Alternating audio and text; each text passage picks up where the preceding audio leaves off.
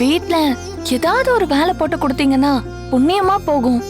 உங்க வீட்ல இல்லனாலும் உங்களுக்கு தெரிஞ்சவங்க வீட்ல வேலை இருந்தா எனக்கு வாங்கி கொடுக்கறீங்களா? அது மட்டும் போதும். நீ என்ன படிச்சிருக்க? 5வது சார். ஆனா வீட்டு வேலைலாம் நல்லா செய்வேன், நல்லா சமைப்பேன். நல்லா ஃபைட் பண்றா. இவ பக்கத்துல இருந்தா துர்காவுக்கு எந்த ஆபத்தும் வராது. நந்தினி மேடமும் சொல்லியிருக்காங்க.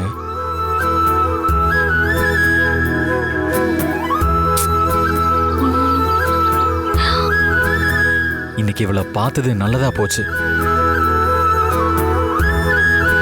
சரி, நீ எந்த ஊரு? உன் ஃபேமிலி எல்லாம் எங்க இருக்காங்க? இப்போதைக்கு எனக்கு இந்த ஊர் தான் சார். ஆனா நாளைக்கு எந்த ஊருன்னு தெரியாது. சொந்த பந்தம் கிடையாது, சொத்து பத்தும் எதுவும் கிடையாது. இது வரைக்கும் வேலை பார்க்குற இடத்தையே நான் வீடா நினைச்சு வாழ்ந்துட்டு இருக்கேன். ஆனா பாக்குறவங்க எல்லார்கிட்டையும் நான் உறவா பழகுவேன். ரொம்ப வெகுளியா இருக்க. சரி, உனக்கு வேலை ரெடி. வா, நம்ம வீட்டுக்கு போலாம்.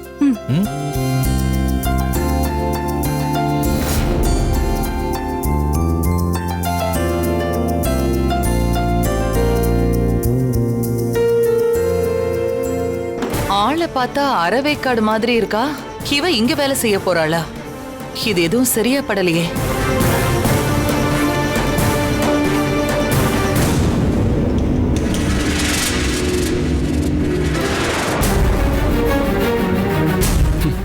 இப்பதான் கனகாத்துள்ள ஒளிஞ்சிருக்கு. இந்த நேரத்துல இவ வந்திருக்கா. இவ யாரோ என்னவோ வீட்டுக்குள்ள சேர்க்காம இருக்கிறது தான் நல்லது.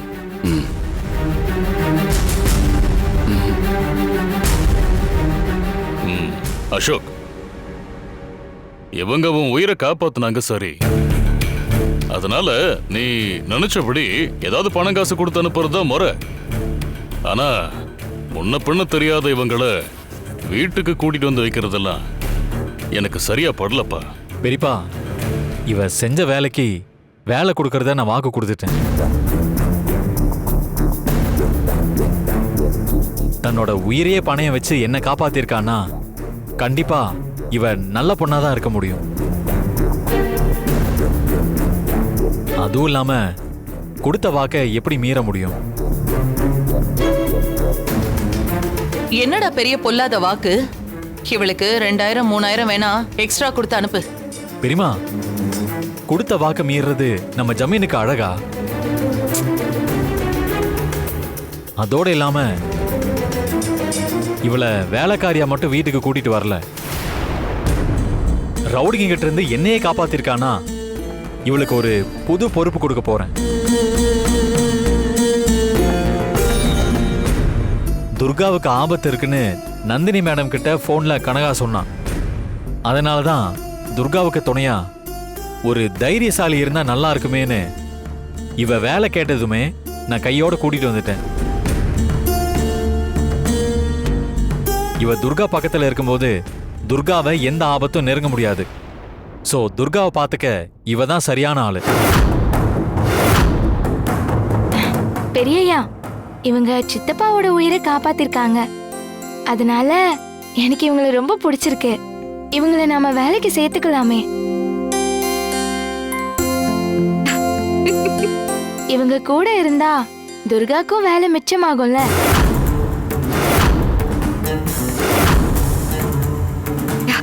நான் கர்ப்பமா இருக்கிற இந்த நேரம் இந்த பொண்ணு நம்ம வீட்ல இருந்தா எனக்கும் துணையா இருக்கும். ஆனா இந்த விஷயத்த சீக்கிரமாவே சின்னையா கிட்ட சொல்லணும். பெரியப்பா, என் மேல நம்பிக்கை வச்சு இந்த பொண்ணை வேலைக்கு எடுத்துக்கலாம். நம்புங்க. சரி அசோக், நீ சொன்ன மாதிரியே இந்த பொண்ணு இங்க வேலை பார்க்கட்டும்.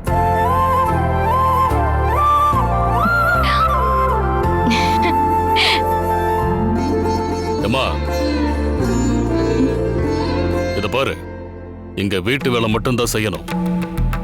வம்பு தும்பு பண்றது, வெட்டி அரட்டை அடிக்கிறதெல்லாம் கூடாது. நீ உண்டு, உன் வேலை உண்டுன்னு மட்டும்தான் இருக்கணும். புரிஞ்சுதா? என் பேரை சொன்னதுக்கு அப்புறம் நான் யாருன்னு உங்களுக்கு தெரியும். அப்ப என் அருமை பெருமை தெரிஞ்சா என்னை புகழ்ந்து பாடுவீங்க. இவ இன்னொரு கனகாவா இல்லாம இருந்தா சரிதான். இந்த விஷயத்த முதல்ல மாயா கிட்ட போய் சொல்லணும். ஜனா போலாம்.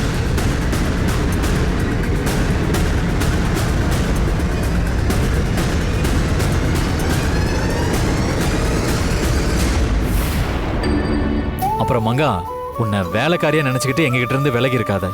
இந்த நிமிஷத்துல இருந்து நீயும் இந்த குடும்பத்துல ஒருத்தி தான். இவ தான் என் மனைவி துர்கா. அவ கௌரி, எங்க பொண்ணு மாதிரி.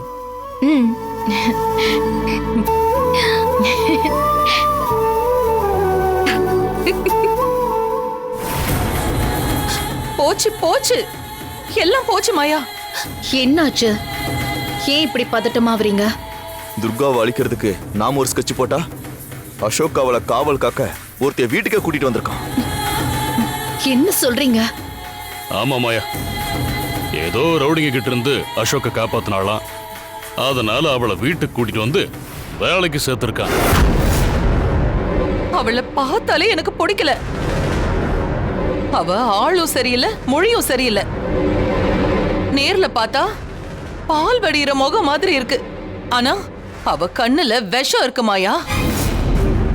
அவளை பாக்குறப்போ எனக்கு அந்த கனகா தான் ஞாபகத்துக்கு வரா.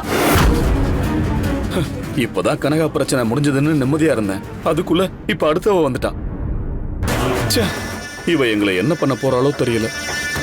ஒரு பொண்ணு பத்தி இவ்ளோ பில்டப் கொடுக்குறீங்களே, அப்படின்னா அவளை நான் உடனே பார்த்தாகணும். எங்க இருக்கா அவ? ஹால்ல தான் இருக்கா. ஆமா, அவ பேர் என்ன? அவ பேரு என்ன பேரு?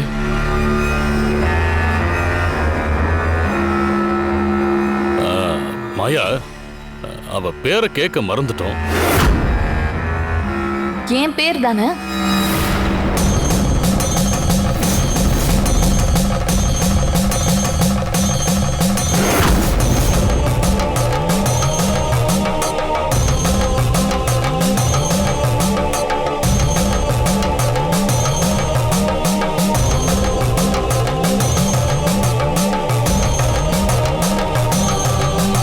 இன்னைக்குதான் வீட்டுக்கு வந்திருக்கேன். அதான் வந்ததும் பால் காய்ச்சினேன், எடுத்துக்கோங்க. நிறுத்து. பால் கொண்டு வந்து குடுக்கறதெல்லாம் இருக்கட்டும், முதல்ல உன் பேர் என்னன்னு சொல்லு. என் பேர் தானே. என் பேரு மங்கா.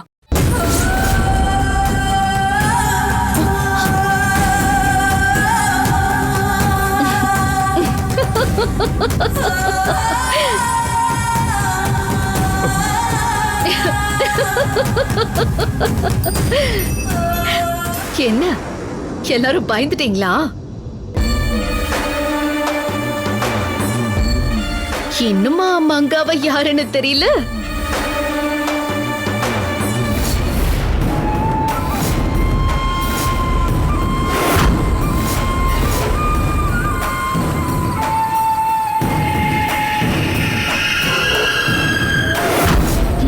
இவளுக்கு நான் வச்ச பேரு மங்கா. மங்கா.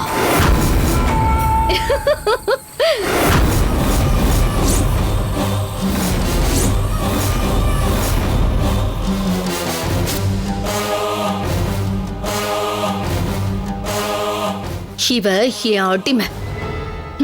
நான் உருவாக்குன மாய சக்தி. என்னிலிருந்து பிரிஞ்சு உயிர் புடிச்சு வந்திருக்கிற மந்திர புருவம்.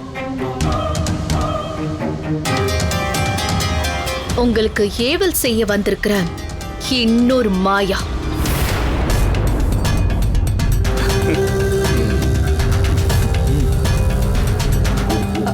மாயா, மங்கா நீ உருவாக்குன பொண்ணுல? ஐயோ, நாங்க எப்படி அதை மறந்தோம்? இப்ப நீ சொன்னதுக்கு அப்புறம் தான் எங்களுக்கு ஞாபகத்துக்கே வருது. ஆமா, இவளு நீதான் வீட்டுக்கு அழைச்சிட்டு வருவேன்னு பார்த்தோம். ஆனா ஏன் அசோக் மூலமா? மங்காவை நேரடியா வீட்டுக்கு வர வச்சிருந்தா அசோக்ல இருந்து துர்கா கௌரின்னு எல்லாருக்கும் இவ யாருங்கிற சந்தேகம் வந்திருக்கும். அதனாலதான் அசோக் மூலமாவே மங்காவை நம்ம வீட்டுக்கு வர வச்சு.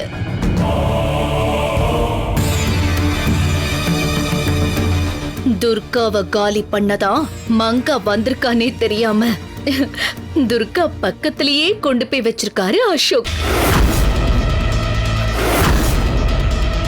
ஓ, பயிரை காக்குற வேலியே பயிரை மேய போகுதுல்ல? பிரமாதமாயா. அப்ப துர்காவுக்கு சத்ரு பக்கத்திலே இருக்க போறா. ஆ, கூடிய சீக்கிரமே துர்கா கதையை முடிச்சிடலாம். அப்படிதானே மாயா? யார அழிக்கிறதுக்காக மாயானை உருவாக்குனாங்களோ அவளை அழிக்க வேண்டியவளே, அவளோட பாதுகாப்புக்கு நான் வந்திருக்கேன். இனிமே என்ன, சத்தமே இல்லாம காரியம் பண்ணி அந்த துர்காவை சாவடிப்பேன்.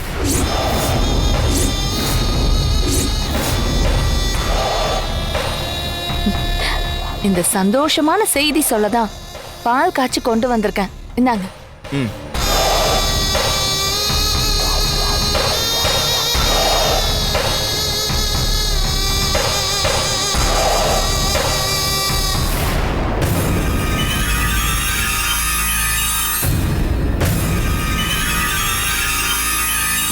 சரி, துர்காவை எப்ப காலி பண்ண போற? வந்த வேலையை எப்ப ஆரம்பிக்க போற? அதுக்கு நான் பதில் சொல்றேன். வர பௌர்ணமி அன்னைக்கு துர்காவோட மரண செய்தி வரும். நாளைக்கு மறுநாள் பௌர்ணமி. வீணாவும் காவேரியும் எப்படி பௌர்ணமி அன்னைக்கு செத்தாங்களோ அதே மாதிரி இந்த துர்காவும் பௌர்ணமி திதியில தான் சாக போறா. அத பார்த்து வீணா காவேரியோட ஆத்மா சந்தோஷப்படும்.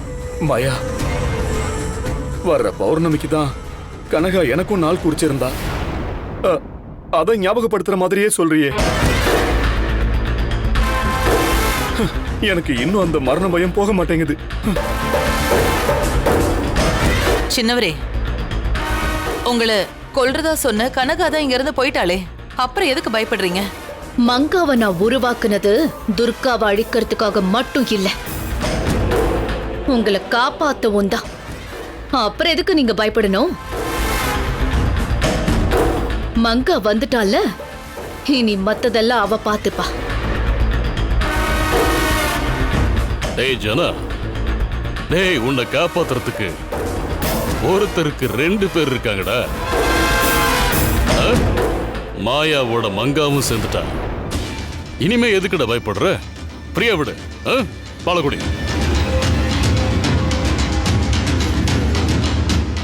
இந்த பௌர்ணமி திதியில சாக போறது ஜனா சார் இல்ல, அந்த துர்கா. என்ன மீறி எதுவும் நடந்துராது. நீங்க தைரியமா போங்க. சரி மாயா, வாங்க.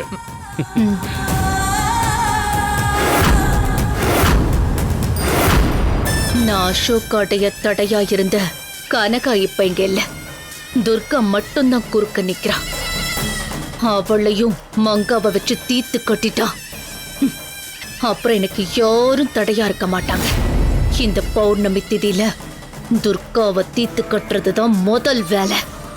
அடுத்ததா வளர்ப்பெறையில அசோக்க கரம் பிடிச்சிருவேன். அது மூலமா இச்சா சக்தி கிட்ட புது சக்திகளை வரம் வாங்கி நான் நாகலோகத்துக்கே ராணி ஆயிடுவேன். எல்லையில்லா பரபிரம்மத்துக்கு சமமா இந்த மாயா நிப்பா.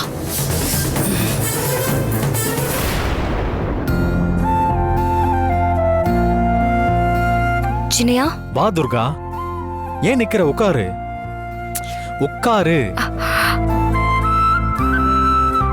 ஆமா, ஏதோ ஒரு முக்கியமான விஷயம் என்கிட்ட சொல்லணும்னு சொன்னேன்ல. நானும் மங்காவை கூட்டிட்டு வந்ததில்ல, அது உங்ககிட்ட கேட்க மறந்தே போயிட்டேன். இப்ப சொல்லு, என்ன விஷயம்? நீங்க அப்பாக போறீங்க சின்னையா. ஆனா அதை எப்படி உங்ககிட்ட சொல்றதுன்னு தான் தெரியல. ஏய், என்ன யோசிச்சுட்டு இருக்க? என்னன்னு சொல்லு. அது வந்து அது ஆ.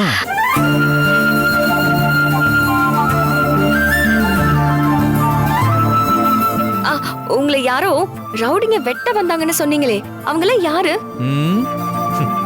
தேவ தூதர்கள். என்ன கேள்வி இது?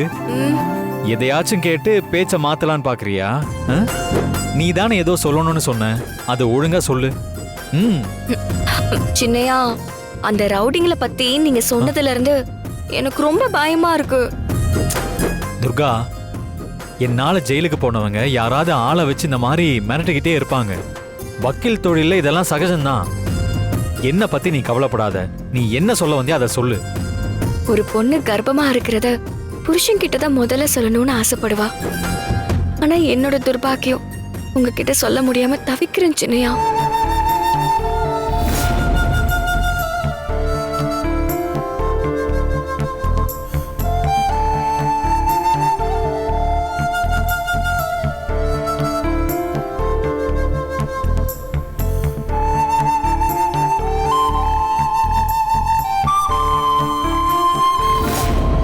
வைத்தியர் குடில்ல நீங்க சுயநினைவு இல்லாம இருந்தப்ப உங்களை காப்பாத்துறதுக்காக உங்களோட சேர்ந்து இருக்கிறதுக்கான பாக்கியம் எனக்கு கிடைச்சது. இதை எப்படி சொல்லி புரிய வைக்கிறதுன்னு எனக்கு தெரியல. ஏன்னா உங்களுக்கு சுயநினைவே இல்லாத போது நடந்த ஒரு விஷயம். இதெல்லாம் நான் சொன்னா நீங்க நம்புவீங்களான்னு கூட தெரியல. நீங்க ரொம்ப நாளைக்கு அப்புறம் இப்பதான் என்ன துர்கான்னு சொல்லி கூப்பிடுறீங்க. இந்த நேரம் நான் கர்ப்பமா இருக்கேன்னு சொன்னா நான் துர்காவே இல்லைன்னு கோவமா சொன்னாலும் சொல்லிருவீங்க. எல்லாம் என் நேரம். ஆனா ஒண்ணு சின்னையா, இத சொல்றதுக்குன்னு ஒரு நேரம் வரும். அது வரைக்கும் நீங்க என்ன துர்கான்னு கூப்பிடுற சந்தோஷமே போதும். என்ன மேடம், கனவு உலகத்துல என் கூட டியூட் பாடிட்டு இருக்கீங்களா? பொண்ணுங்களே இப்படிதான். முக்கியமான விஷயம்னு சொல்லுவீங்க, ஆனா என்னன்னு கேட்டா அதை சொல்லவே மாட்டீங்க. அது என்னன்னு கேட்டு உங்களை சுத்தி சுத்தி நாங்க வரணும். ஆம்பளைங்களை ஏங்க வைக்கிறதுக்கு உங்களுக்கு அவ்வளோ சந்தோஷமா இருக்கு. அப்புறம் தொடர்ந்து கேட்டா சரி நீங்களே கண்டுபிடிங்க அப்படின்னு சொல்றது. அப்படிதானே? ஆமா சின்னையா, நீங்களே என்னன்னு கண்டுபிடிங்க. அதான் நான் பார்த்தேன். சரி, இப்ப கண்டுபிடிக்கணும் அவ்வளவுதானே? கண்டுபிடிக்கிறேன்.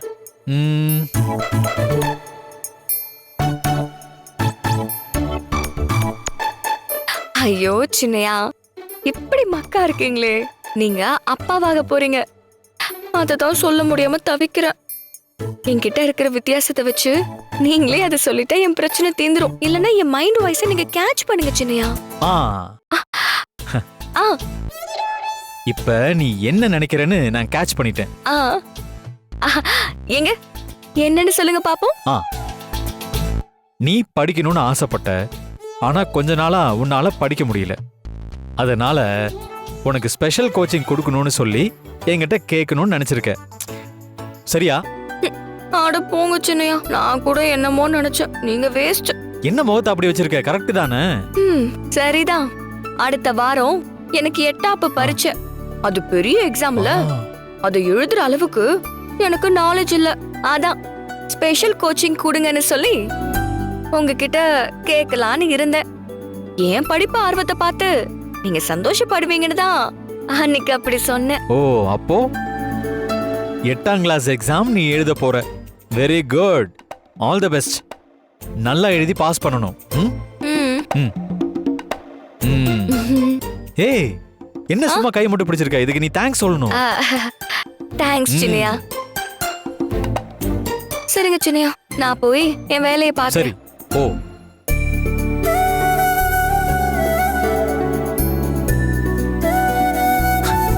துர்கா, நீ என்கிட்ட எதையோ மறைக்கிற. நீ சொல்ல நினைக்கிறதே வேற. ஆனா என்கிட்ட அது ஏன் சொல்லாம மறைக்கிறன்னு தான் புரியல. அது என்னன்னு துருவி கேட்டு உன்னை சங்கடப்படுத்த வேண்டான்னு தான் நான் எதுவும் கேட்கல. அதனாலதான் உன் படிப்பு விஷயத்த சொல்லி சமாளிச்சேன். ஆனா நீ என்ன சந்தோஷப்படுத்தணுங்கிறதுக்காக நான் சொன்னதை ஆமான்னு சொல்லி சமாளிக்கிற. உன்னை கல்யாணம் பண்ண நான் என்ன தவம் பண்ணணும் தெரியல. இத்தனை நாளா நீ துர்கா இல்லைன்னு சொல்லி உன்னை நிறையவே காயப்படுத்திட்டேன். அதுக்கெல்லாம் என்ன மன்னிச்சிரு துர்கா. உன் மனசுல இருக்கிறத நீயா சொல்ற வரைக்கும் நான் காத்திருப்பேன். எங்க எங்க கொஞ்சம் சீக்கிரம் வாங்க, அங்க வெளியில வந்து பாருங்க. ஆ, இவ ஒருத்தி சும்மா எப்ப பாரு ஏதாவது ஒண்ணு சொல்லிக்கிட்டே இருப்பா. ஐயோ, நீங்க வந்துதான் பாருங்களேன். அந்த கொடுமையை நான் என்னன்னு சொல்லுவேன். அகிலா, முக்கியமான விஷயம் பேசிட்டு இருக்கோம், என்னன்னு நீயே சொல்லு. ஐயோ, கொஞ்சம் நீங்க வந்துதான் பாருங்களேன். அந்த கொடுமையை ஏன் வாயால எப்படி சொல்லுவேன்? ஜமீனையா, அவங்க என்னதான் சொல்றாங்கன்னு பாப்போம். வாங்க வாங்க. ம், வாங்க சரி. எல்லாரும் வாங்க. எங்கம்மா? சீக்கிரம் வாங்க, என்ன? சீக்கிரம் வாங்க, அங்க பாருங்க.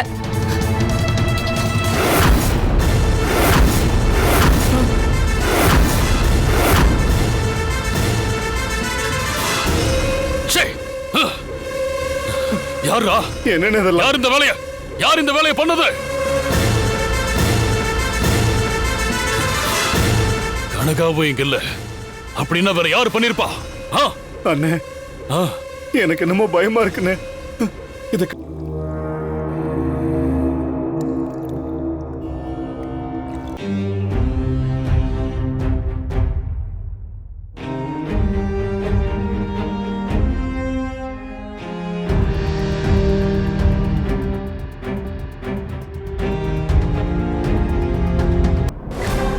அந்த கனகா தாங்க மறுபடியும் ஆட்டத்தை ஆரம்பிச்சிருக்கா. இல்ல, அப்படி இருக்காது. ஒருவேளை கனகாதான் இந்த போட்டோவை இங்க வச்சான்னா அவ இதுக்கு தலைமறைவா இருக்கணும். அவ எதுக்கும் துணிஞ்சவ. பதுங்கி பாயிருது அவளோட பழக்கம் இல்ல.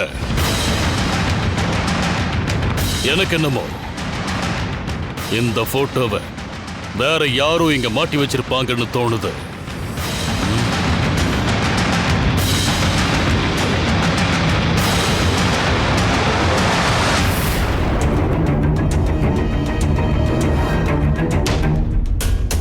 ஏன் பெரியவங்க எல்லாரும் சில மாதிரியே நிக்கிறீங்க?